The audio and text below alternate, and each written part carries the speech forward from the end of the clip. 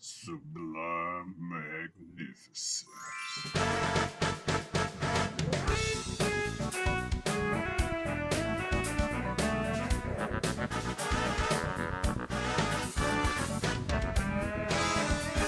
Hey guys, Happy New Year. Y'all know who it is, what's going on, when it's happening, where it's at, and why we're here today. How you doing? It is I, the sublimely magnificent Big Ugly himself, Omari Ellis Feo Grande on YouTube, here with a New Year, special New Year's double feature edition of This Guy Hasn't Seen. We're covering two movies for reasons we'll get into momentarily, but first I will go ahead and introduce my co-host, running mate, best friend, one of many best friends I have in the world. Very few best friends, but you get my point. He's awesome. The man, the myth, the legend, El Director himself, Bill Smith. Hey, what's going on, Omari? Thank you, everyone, for having me back for This Guy Hasn't Seen on this special 2 for the price of 1 edition of This Guy Hasn't Seen. That's Omari, right. Why are we talking about 2 movies today? Well, as you know, we recorded. We were going to talk about Airheads, because of award season, and we were going to do something involved with an actor who's being talked about a lot this award season, even though we weren't going to watch the movie that he's doing. Correct. And that actor was Brendan Fraser, and so we decided to watch Airheads. We recorded it, everything, right before Christmas break. Awesome. I figured I'd get back from Christmas break, edit it then. But also when I got back, we recorded the next thing. It was Top Gun, Tom Cruise, everything involved with that. Classic, because Top Gun Maverick is a film being recorded a lot. And then I got ready to ship them over to be edited and just decided to take a listen, and there was no audio. No audio recording on the equipment that we use to record these things, and from myself or Bill in Airheads, and then there was only audio from me on the Top Gun. We're gonna blame the equipment. I believe it's the equipment's fault. Yeah. We've replaced all the equipment. We've also fired the editor. Yeah. Just to be safe. I don't think it was his fault, but he's fired. Get him out of here. We've already hired somebody new. They're in place. They're intentionally going to go for the exact same editing style, so there's no loss of continuity for any viewer. It's for the ease of viewing, so you don't get thrown off. Ooh. Correct. Yeah. Whoa, everything looks different now. There must be a new editor. Nope. Yeah. Nope. He's just going to copy the old editor style. Business as usual. But so we're going to start off with Airheads. Yes, Airheads. We are. They're out of control. as you said, this is a war. We're starting off 2023 with how the film industry starts off the new year, which is going into award season. You got Golden Globes first, and then you go into some of the smaller ones like SAG Awards, Critics' Choice Awards, Directors Guild Awards, finally culminating with the Oscars. We're going to try and pick some movies. We might even pick some movies that are actually going to be featured in award season. But otherwise, we're going to try and find a connection from the movies we choose to what's going on right now in award season. And obviously, Brendan Fraser is gigantic right now. He's having a resurgent moment on the interwebs, and what seems rightfully so for a movie called The Whale, where he puts in a very dramatic performance that we will not be watching. Instead, we watched Airheads, the 1994 film.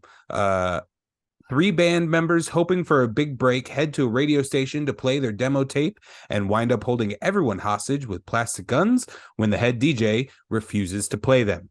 So these episodes are going to be a little different because, normally Omari and I try and watch these films pretty fresh. Like we're within about a 48-hour period of watching them, usually. Yes. This one is now multiple weeks ago. Yes. Two major holidays ago. Yes, actually, because I was like, the Thanksgiving or New Year's. Yeah. So why had you not seen Airheads? I remember when we were going through trying to find a Brendan Fraser, you had knocked off a lot of the major catalog moments that a lot of people our age would probably think of, like The Mummies, George of the Jungle, Bedazzled. Bedazzled. Like I still haven't rewatched Bedazzled since we talked about it, and that's going to be on my list soon. But yeah, why haven't you seen Airheads? So I hadn't seen Airheads primarily because it seems like it's got a big early '90s vibe with the rock and stuff that like we'll mention as we go on. But I The probably Rock's in would this movie? like music, rock music. But they I don't know, I just wasn't in that particular demographic when I was younger. What? Also, a lot of what some may call pothead humor or stoner humor thrown in there as well, just at least a small amount. So that culture I was not really part of when that came out.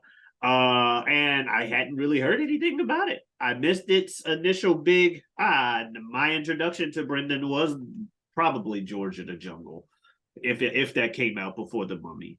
Yeah.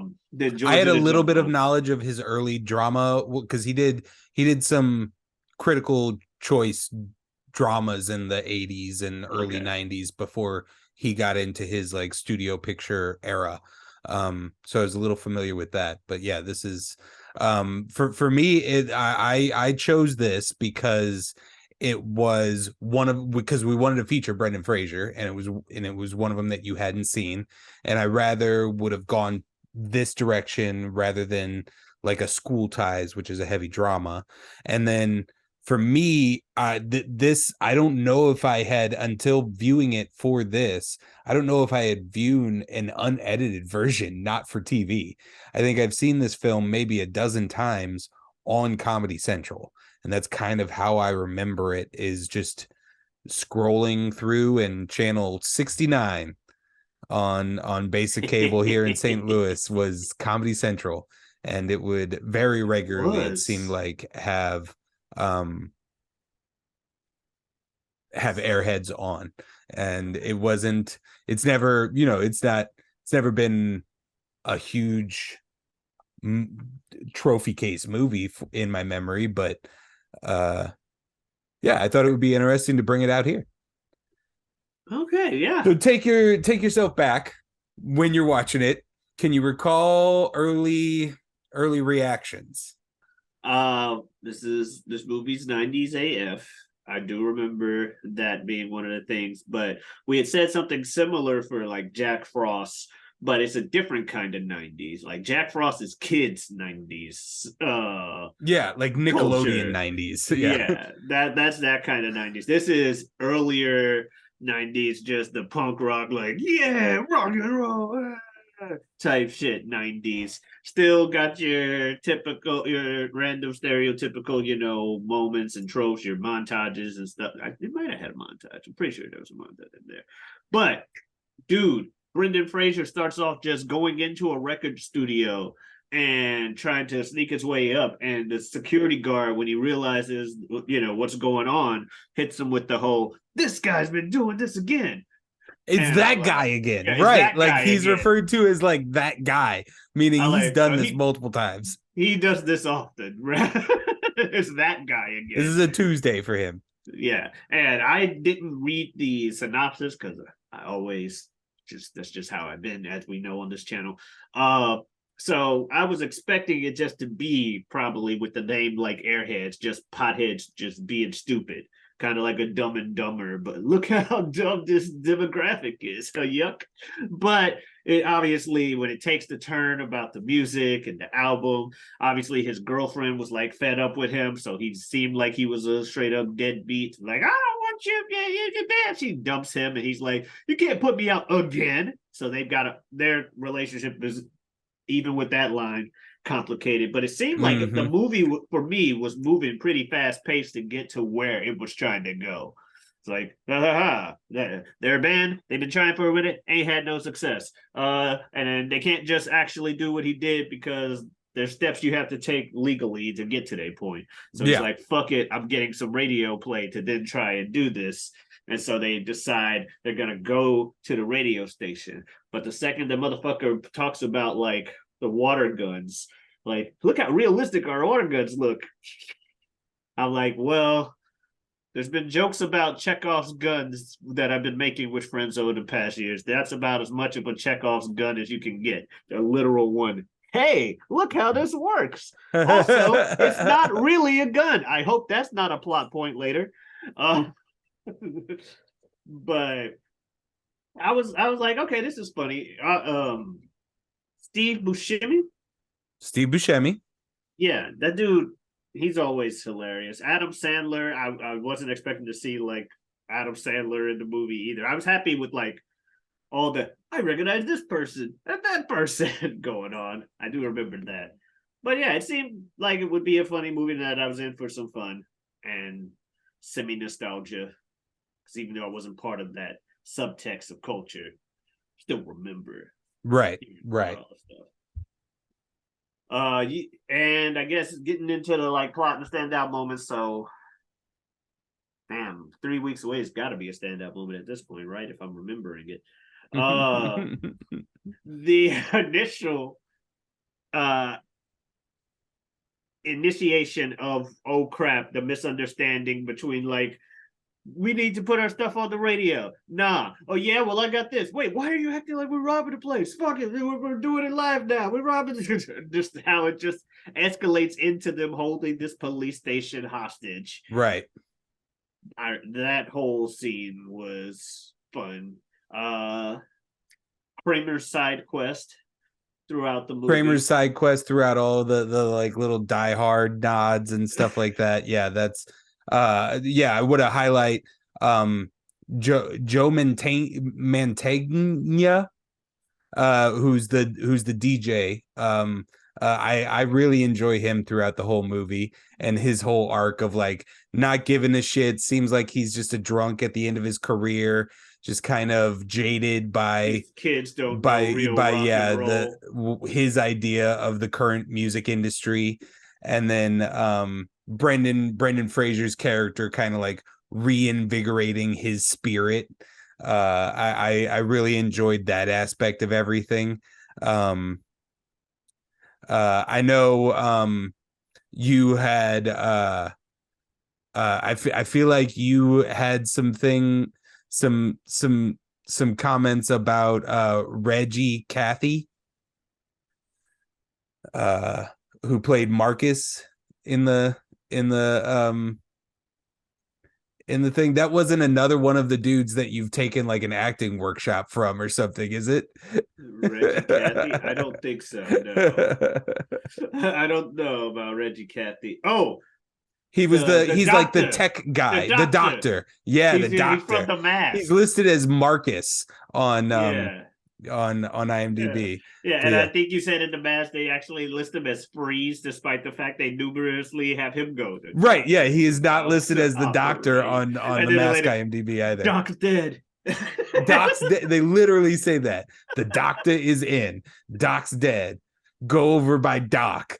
Hey, have you met Doc? His name is Doc. Freeze. That's what it was. Yeah, you talked about him in reference to. I was like, yeah, he's in the movie, and I thought it was funny. And just like he's got one of those roles, the stereotypical black guy that takes everything as an offensive stereotype. The what? Why it gotta be black people doing this? See, this is why y'all doing so and so. And it was just funny just because he did it well. Yeah, no, yeah, he did. For sure. Yeah. Shout out to Chris Farley in a little cameo role as a police officer. Has to go to the rock club to try and find Brendan Fraser's girlfriend, and that's a whole little fun side quest. Doesn't really need to be in the movie. Maybe in the grand scheme of things slows things down, but if you got Chris Farley, you're going to use Chris Farley. Exactly. Actually like the way he handled himself at the club too. Oh yeah, for sure. You thought it's going to go one direction, and then it turns, and it's pretty good. Yeah. And the scene where they find out the guns are fake. And as we all assumed it would happen, the jig is up. They found it out. They finally found me. They get ready the cops are like trying to come in because they get it announced that the guns are fake. However, fucking renegade cop earlier that just really wants to see some shit happen. Tried to slip Kramer a real gun to take these people out from the inside, despite being told not to do anything. And sure enough, Kramer pulls out the gun, starts firing it wildly through a vent while the people are trying to come up like, oh, the guns are fake. And then now, once they all dodge it, they find it, they beat up Kramer. They're like, well, now we got a real gun. Yep, pretty It's back instantaneously. on, motherfuckers. Within like 45 seconds of the general public finding out they were using squirt guns, they're gifted a real gun. This movie wants them to succeed.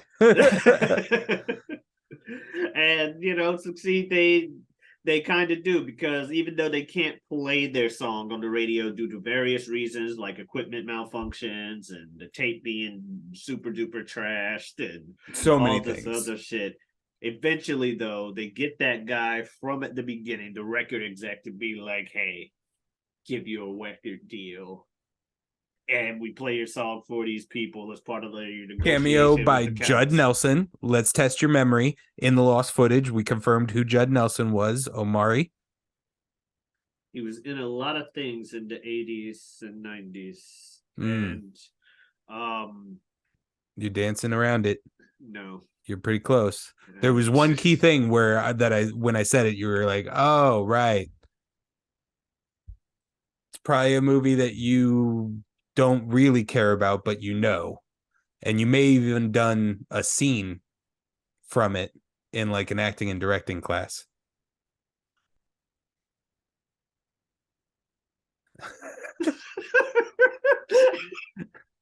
The Breakfast Club. Oh, He's Bender in the Breakfast Club. The Breakfast Club.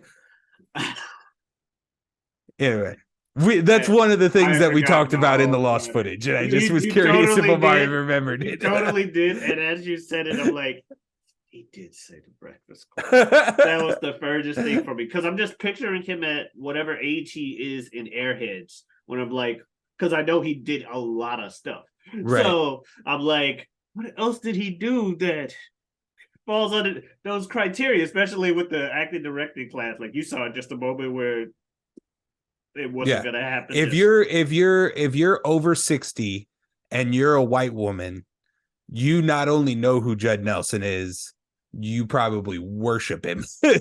That's how I know about Judd Nelson so much, is that my mother was a Judd Nelson worshiper. Fair enough.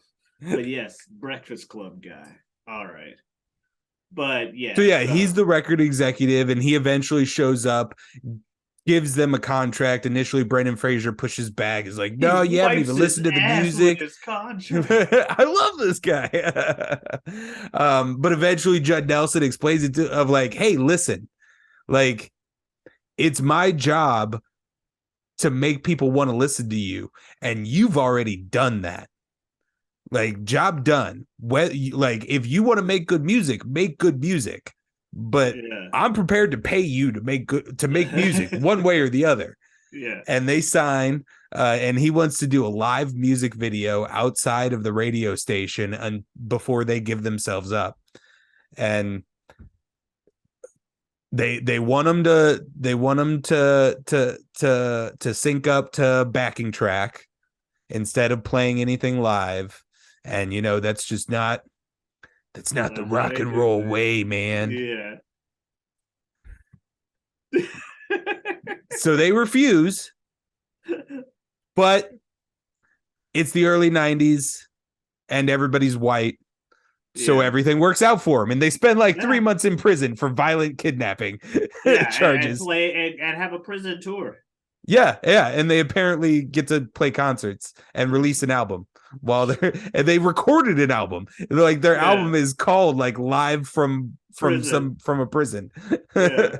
I thought it was interesting that well, I thought it was interesting, but what was it? Oh, I remember thinking that this song, there's no way this song could be good.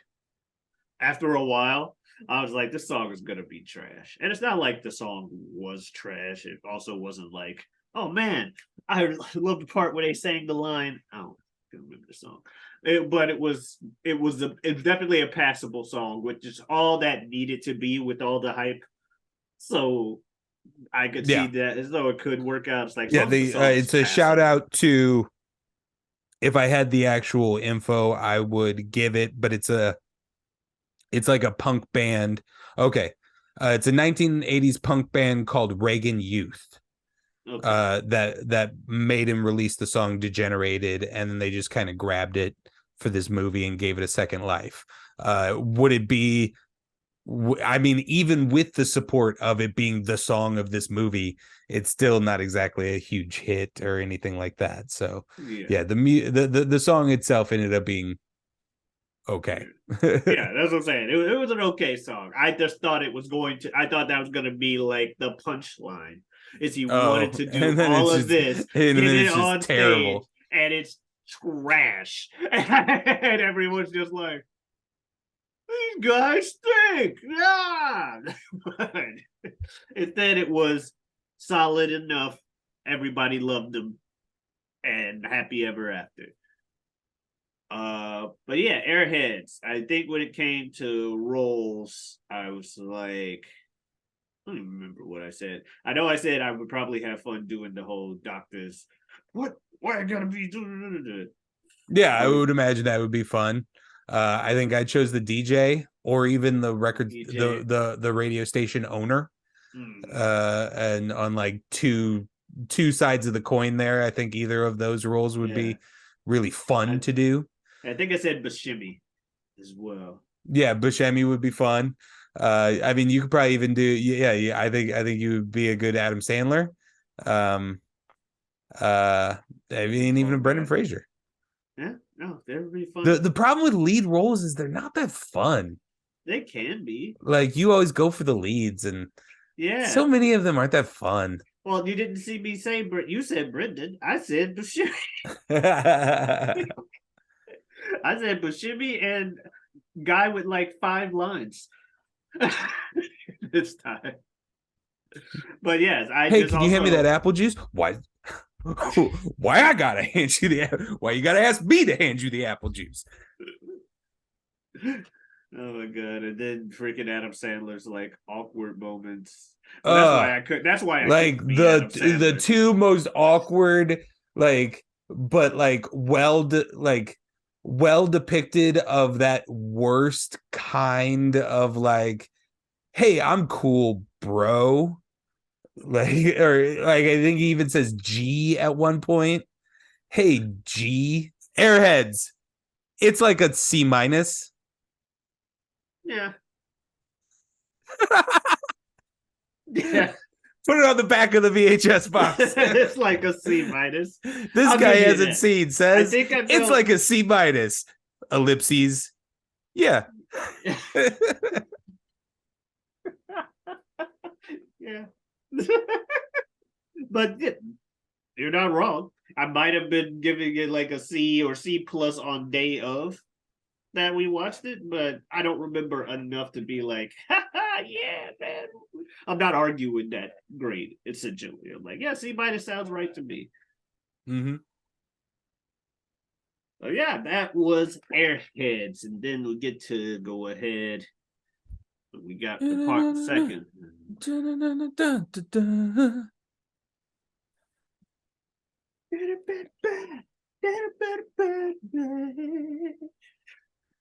Highway to the danger zone.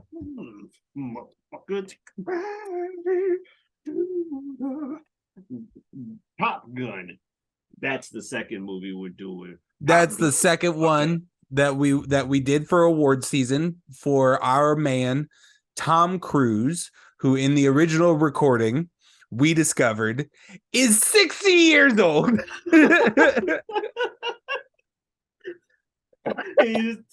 Turned 60 in 2022. And with the advantage of being in the future, Omari, not only have I watched Top Gun, I've also watched Top Gun Maverick. And Oh, so I'll okay. be able to even throw in a few comments on that. fair enough. I have not seen Maverick, This guy double hasn't but seen. but I saw. Obviously, we saw Top Gun last week and everything. So because it's award season, why it was brought up as a thing. Um, Top Gun Maverick is on a lot of people's list as a Best Picture nomination this year. Correct. Yeah. Highest grossing film of the year by far. The movie that brought us back into the cinemas, as they were saying for a while. Nominated for some best pictures on the Golden Globes. Word is Tom Cruise is devastated that he does not have a best actor nomination for the Golden Globes, although he has a negative history with them. In 2019, he has won 3 Golden Globes in his career, and in 2019 he returned all 3 of them as a protest of the lack of diversity in their nominations. And since then he believes he has been blacklisted from getting any direct nominations. But Top Gun Maverick was nominated, and it's also heavily rumored to be nominated for Best Picture at the Oscars. So we wanted to reference it here in our show, and you chose Top Gun because I have never seen Top Gun. Correct. You had never seen Top Gun. Top Gun was one of those movies that when I had seen it, it was a long time ago. I had barely remembered anything about it. It's probably before I was paying full on attention. I remembered, there was dog fightings. I had forgotten just how much Highway to the Danger Zone plays in that movie. Not that I'm complaining, but I had forgotten just how much that song plays throughout. They clearly had to pay some money for it because they were like, we're gonna get every red cent out of this fucking song. So that was cool. And I was like, wait, you haven't seen Top Gun? That's right up your alley. That's your wheelhouse. I would expect, because he, as we've seen on this show, has suggested things to be like Bloodsport, which, obviously I like it as well. Mm-hmm. The thing behind the pillar of also our this guy hasn't seen. Yeah. So I was like, we got to go with Top Gun, because Maverick's coming out anyway, and if you're gonna watch it, might as well watch the original. So yeah, it was like this guy hasn't seen Top Gun, and so that's what we were watching. So how hadn't you seen it? It always, until this year and the sequel coming out, it had always gone under my radar as more of the kind of soft focus, romance driven kind of Tom Cruise movies that were going on in the 80s. Yeah. That weren't really my bag. I thought it was way more about Tom Cruise and Kelly McGillis than it ever was about flying planes. And then this year with Maverick coming out, talk increased about Top Gun. I learned a few more things about Top Gun where I was like, all right, maybe I should check this out. Okay, everybody's talking about Maverick. Maybe I should watch this before I watch. And then once something becomes a chore, it's really hard to do, Yeah. Where it's like, oh yeah, everybody's talking about Top Gun Maverick. That sounds interesting, but you kind of have to watch the first one first, right? Well, now that's a chore. Yeah. I'm always going to choose something that's not labeled a chore because my brain don't like doing chores. Yeah. Chores aren't for everyone. Chores aren't for everyone. They're not for me. I literally left laundry in the worst cycle you can leave laundry for 24 hours yesterday because I hate doing chores. Said, oh, fuck. Went downstairs, opened my washing machine. Sure as hell, full load of funky ass wet clothes that have been sitting there for 24 hours. It's now on its second cycle. Let's hope it washes that funk out. Yeah. So yeah, I don't like doing chores, Omari. So I never watched Top Gun. I know what everybody knows about it. Probably a little bit more than the just because I'm probably somebody who consumes and is aware of pop culture more than the general person. So I've seen the beach scene a million, or I know of the beach scene. I've seen clips. I've seen what I thought were clips of the beach scene a million times. The beach scene isn't that long. The beach scene comes and goes pretty quick. The volleyball scene. Yeah, people make such a big deal about it. Yeah. I had always thought I had seen clips of it. Probably saw almost the entire thing of it. And that's kind of what I knew. What I was anticipating was, fighter jets, a lot more romance than I actually received. And Goose dying. I knew Goose died. Fair enough. Yeah. But yeah, so get into the movie right there. Initial reactions when you starting it up? I forgot how it started. Right. I remember I liked the little paragraph where they just right, because they repeat the exact same thing in the sequel. Yeah. Oh, okay. Where it's just in 19 so U.S. government came up with a way to train pilots. So dramatic, so serious. And then it had a line, "They succeeded." Good. And then the government calls it first weapons training facility. Yeah. But the people on the base call it. And then a really long hold. Top Gun. And you just see okay, they're loading up planes, and then all of a sudden, right, you get it immediately. And it's just right into the highway. I'm like, oh, they go right into highway to the danger zone. And you have that opening not dog fight. They're doing, I guess, some flight training out, and they're out too far in the Indian Ocean, and they come across a MiG that's flying around, and they have a close encounter. Right, we jump right into it. They jump right into it, and you immediately. That's right, because the opening is immediately establishing the Maverick character. Yes. Right, he is insanely talented with a plane. No one can do what he can with a plane. He does not like the rules, but he's got a good heart, and he saves his men. He doesn't let his men fall behind. And that is everything you need to know about Maverick. And they do it with a pretty cool jet scene right there in the opening. Mm-hmm. Yeah, I mean, he's flipping upside down. He's turning his plane upside down so he can flip off the enemy while doing a 4G dive, which sounds ridiculous if you don't know anything about planes, and if you do, sounds even more ridiculous. So that's the kind of talent we're talking about this guy having. But yes, and I do remember us both talking about it. At the same time, he has this whole I don't like the rules or whatever, and I feel like by code naming him Maverick, you enable him to continue to break the rules. Because now he's just gonna lean into it. It's like, what do you expect? I'm a Maverick. That's what I do. Or when he meets Iceman, he's like, you're really good, but you're dangerous. That's right. I'm dangerous. I'm crazy. It's see that right there. You're enabling the man to keep breaking the rules like he do. Yeah.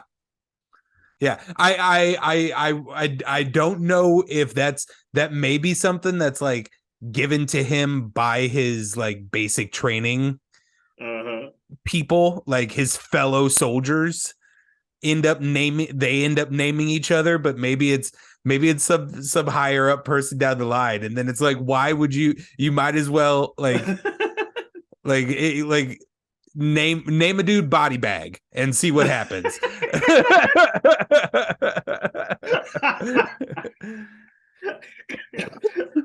Body Bag, you okay? Body Bag. Body Bag. It's down. So you want to just jump right into standout moments? Yeah, plot standout moments. Yeah. Just standout moments. A bunch of standout moments for this movie is cool. It's shot. I think it's really pretty. All of the horizon. You get a lot of horizon shots and sunset shots, and and things like that. All of that's really, really pretty. But some of the coolest things about this film are kind of the behind the scenes things that I learned about it as I was watching the movie and after watching the movie, looking up things and like, for instance, we talked about it in the lost footage. You have to put this film on a higher pedestal, on an extra, like, you have to take it up an additional step just because it created the Tom Cruise that we all know and love. True. Again, this is a story I'll be retelling from the lost footage, but the director of this film, Tony Scott, who did a great job, is a really interesting career. Kind of a very slept on action serious director that people should get into. He had one choice for the lead of this film, and it was Tom Cruise. And he didn't really want any other option, to the point where he sought out Tom Cruise more than a dozen occasions. And Tom Cruise just flatly was like, nah, not going to do it.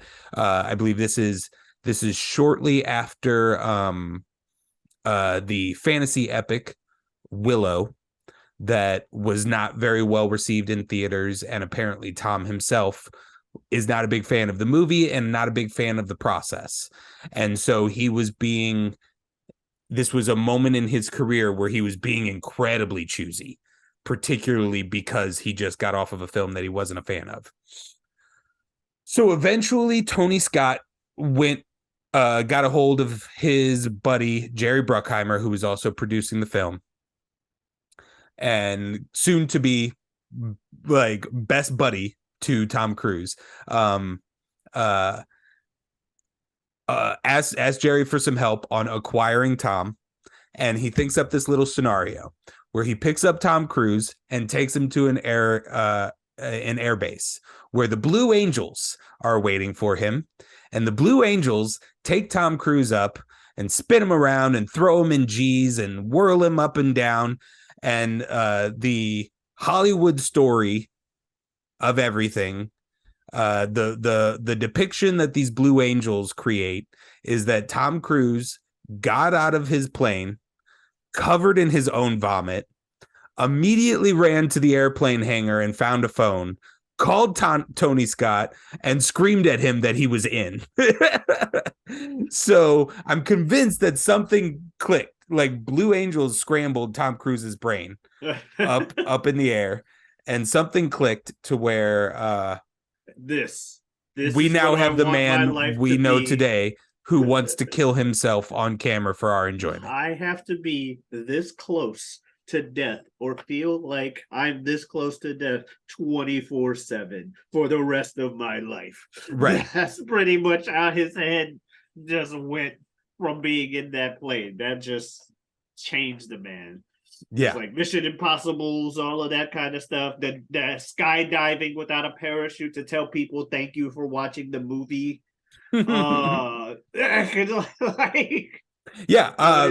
For instance, not too long after that meeting with the Blue Angels, in a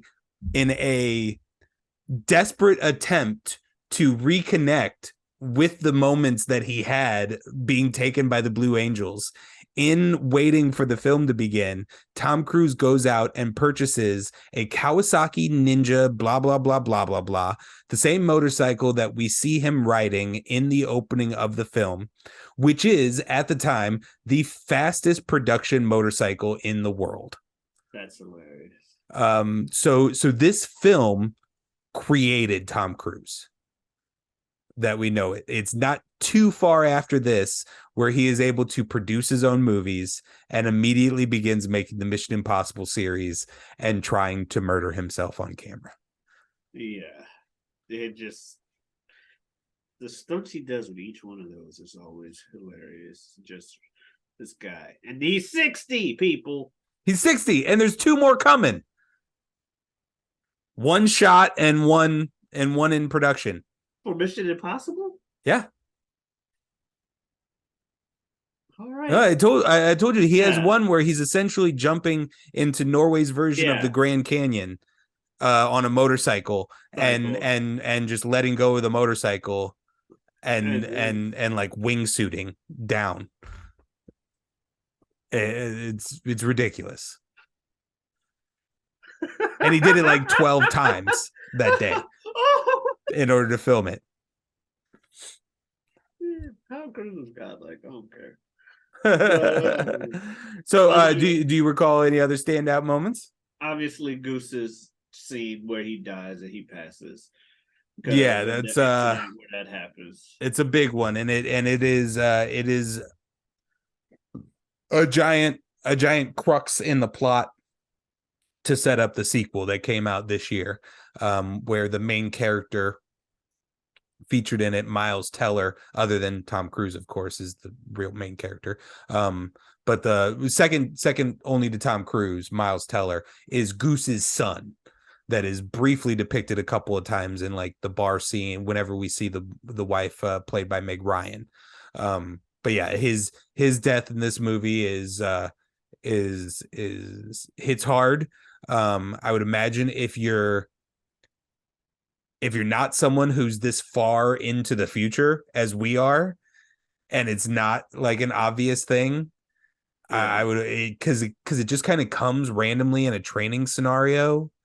It's not like a big Reveal. pivotal climax moment. They're just like, we've had many of these training scenarios, and this is just another one of those.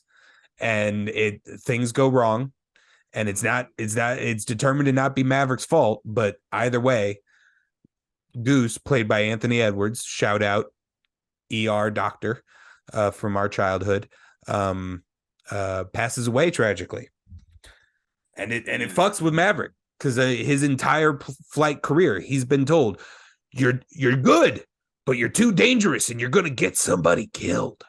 And his own partner's like, come on, man, we can't be doing this. And every time he tells him, okay, I'll never make that mistake again. My bad.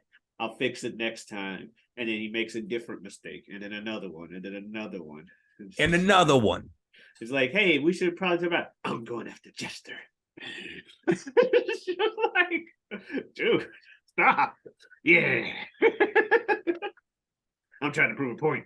I want them to know I'm the best, not this Iceman motherfucker over here who, and for all the shit that, Tom Cruise feels like he's getting from him, Iceman just, like his name, just kind of chill. Right, yeah.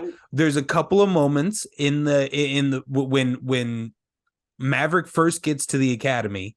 There's a Iceman is, if the academy is a high school, Iceman is the starting quarterback who's won 3 state championships in a row. And Maverick is a new kid in school. Yeah. Who's come with a reputation that he was the starting quarterback at his old high school. And that's the setup that we have in the first couple of scenes. And Val Kilmer as Iceman has a couple of jabs toward Maverick, and they're nothing. There's no yo mamas.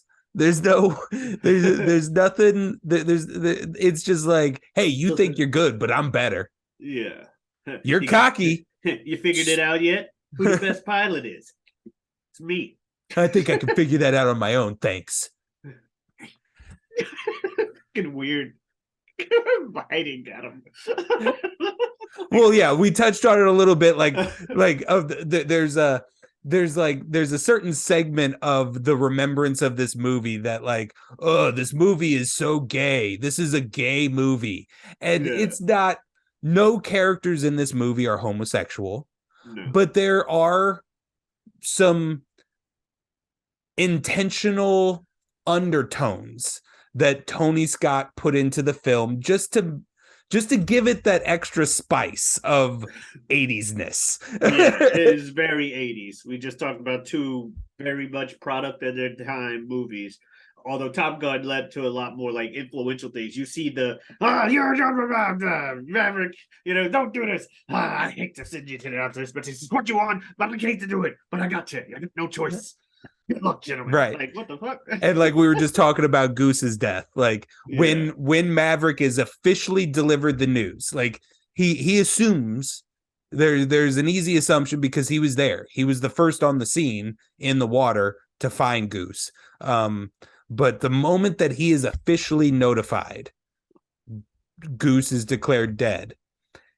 He is dripping wet in his underwear, doing like a full body flex pose up on the sink.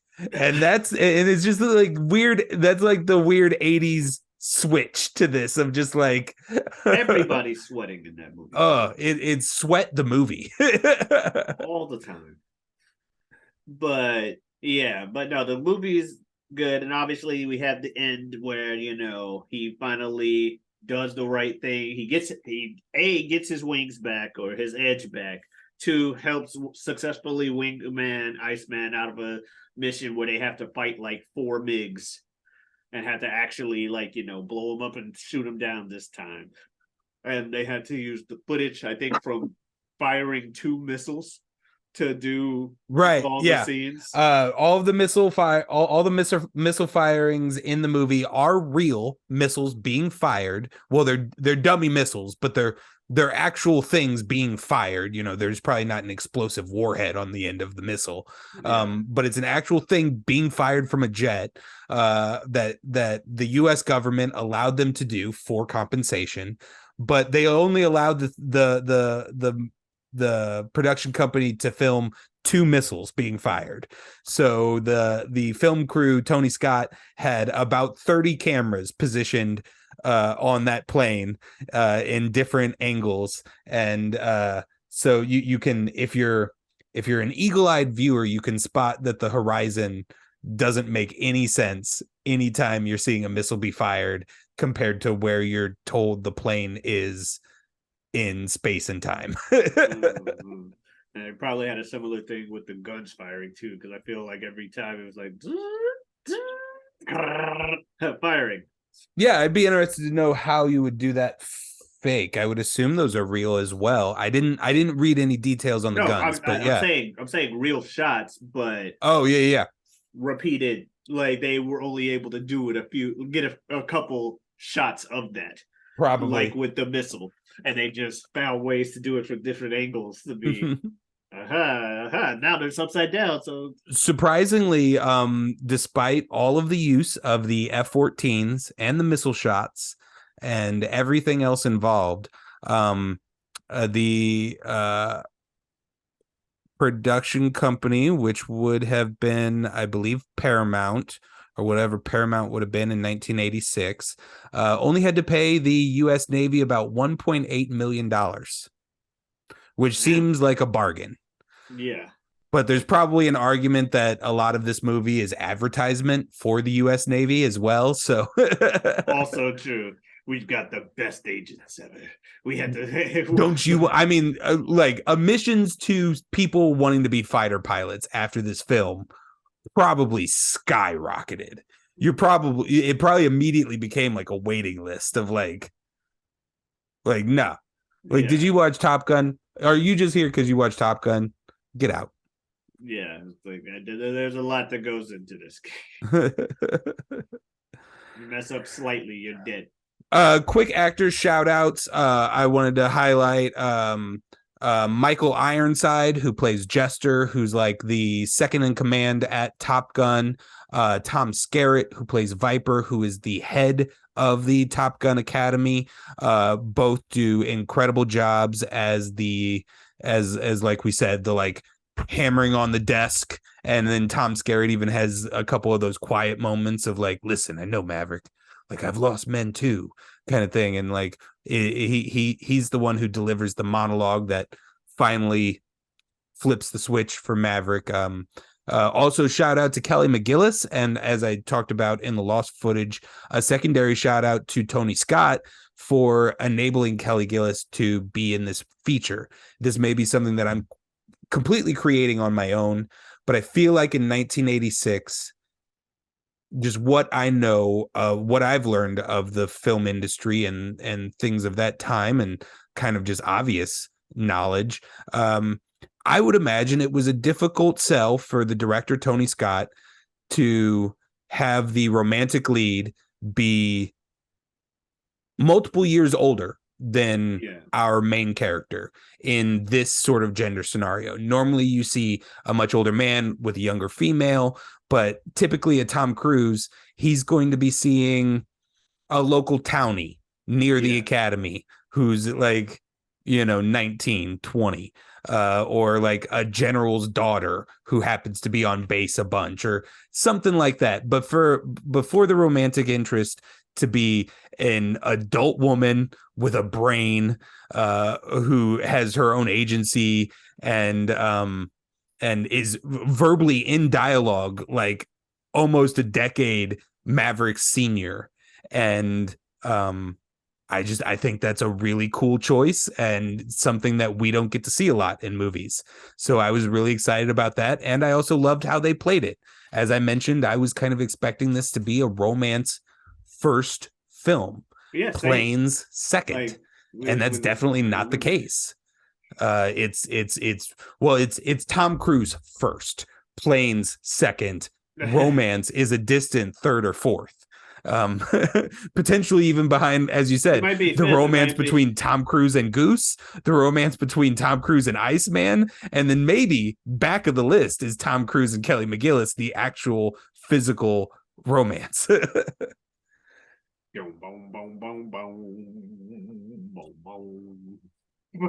One of the 3 songs they play in the movie, right? The 3 heavily featured songs. But yes, so roles, because unless you had another stand. I think like as I want to say I dream of being an older man so I can do the banging on the desk sheriff type role, and so I would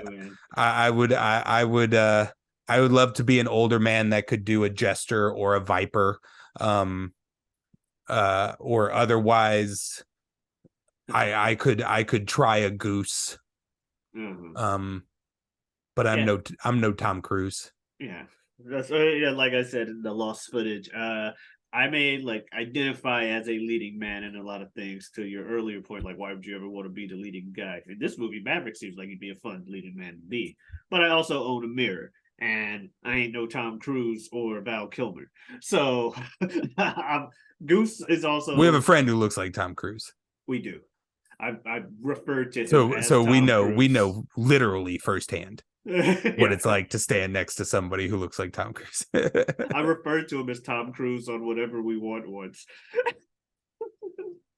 Do you know all your nicknames off the top of my head? Like who's our crew? Who's our crew? I've asked you if you wanted me to tell people who you are on this show. Go ahead and say it. If somebody gets this deep into if one of the 3 views on this video is somebody who can deeply analyze that. I picked a lot of them based off of like stories I was telling over the time and or nicknames we might know. You were Bob the Tomato. Fact that a skit that I don't even remember for the same set of skits, Red is Larry. That makes sense. For the same set of skits. I went with Tom Cruise for John, the one that looks like Tom Cruise. I also went with Dunk because he's Dunk. Okay. He was something with me and Jazz where we acted in the past. Oh, right. And he was in that as well. So when I first said Tom Cruise, he's like, is Tom Cruise who I think it is? I'm like, you mean the one who looks like fucking Tom Cruise? And then your laziest of all. What, Niz? Well, at first it was glasses. I guess this isn't that lazy. That's just been a nickname of yours. That's right. It was glasses for the longest time. Because he wore glasses and nobody else did. And then I'm like, wait, why did I just say this? No one watching Whatever We Want. But Niz is the actual IRL nickname. You're breaking your theme. But none of them know who that is. So I'm still protecting his identity. The same thing with like people down here. Like I think you've now said real names. It's a real nickname to people. Well, we've said real names on this show all the time anyway. Oh yeah, okay. Yeah, but like I said, if anybody uh, can watch this and then decipher a code and then so the next time you randomly talk about one of us on whatever we want, they're like, "Oh, I know who that is now. It's some random dude in St. Louis who I've never met." which I kind of tell you right off the bat. Because I'm ready to say Right. Orange Cast. Odds are they're either I'm a like random dude in the St. cast of Louis or a random characters. dude in Orlando. I'm like, rather than Orange Cast, I'm like the cast of characters, that we normally I've heard you say that before. do. Yeah. My usual cast of characters. And then I like move to show the logo in the background as I say it. Like, We were oh really yes, from full of my ourselves in high school, guys. high school. Still full of myself, not really. He said on his own YouTube channel. But yes, Top Gun, great movie. I enjoyed it with stars and final thoughts and stuff on that. Top Gun, I enjoyed it. You enjoy it? Yeah, super You enjoyed watchable. it enough to watch Maverick, so Super watchable. In the long run, I watched it to watch Maverick. I probably could have gone my life without seeing it, but it didn't hurt me to watch it. It's very watchable. It's enjoyable to watch. Maverick's also watchable. I was disappointed in the grand scheme of things of Maverick. The hype had gotten too big. I think everything that is cool about Maverick is better in his Mission Impossible's movies. Gotcha. Like everything that I think everybody is loving about Maverick is better in the lives in Mission Impossible Fallout, which is like I'm maybe one of the top 10 movies of like the last 20 years in the grand scheme of things. It's so good. Gotcha. Yeah. Have you seen Mission Impossible Fallout? No.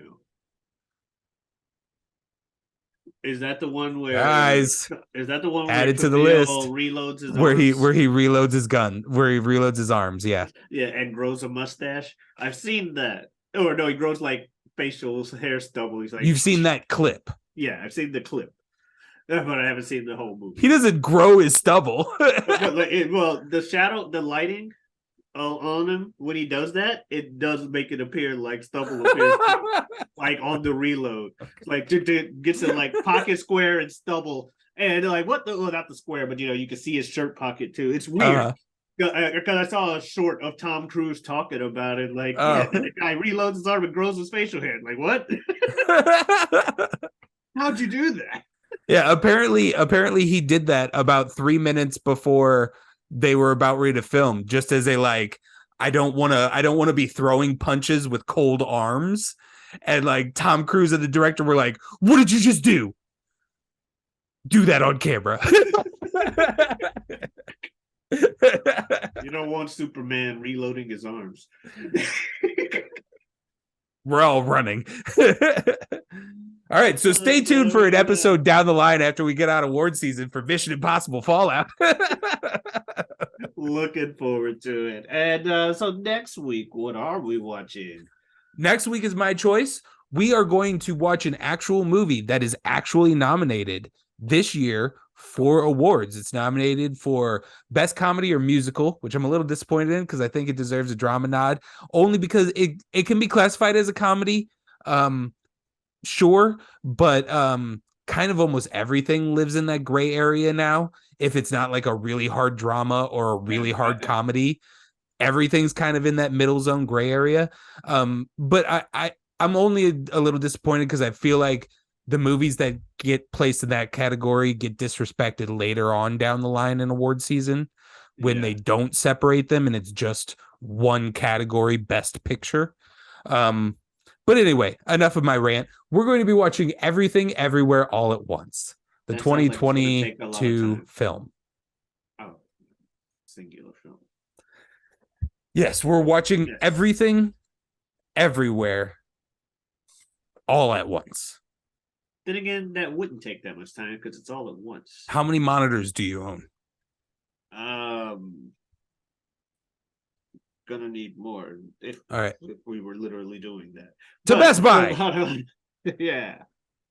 Yes, but yeah, thank you guys so much for watching. If you want to see more of us, like our previous episodes, you can check them out on the channel. You can also find me elsewhere on YouTube with the Whatever We Want podcast.